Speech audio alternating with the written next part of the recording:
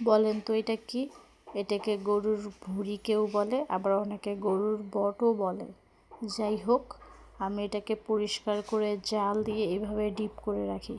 যখন খেতে ইচ্ছা করে জাস্ট বের করে রান্না করে নিলেই হয়।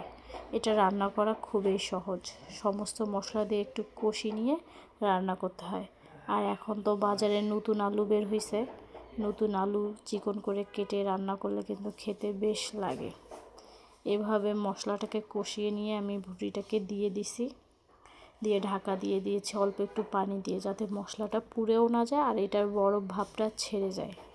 এভাবে রান্না করে দেখবেন, খেতে অনেক মজা লাগে। সকল বন্ধুদের জানাই দুপুরের অনেক অনেক শুভেচ্ছা। আসলে আমার শরীরটা ভালো নেই তো, তাই ভাবলাম একটু স্পাইসি কিছু বানাই, খেতে হয়তো বা ভালো লাগবে। Thank you for watching.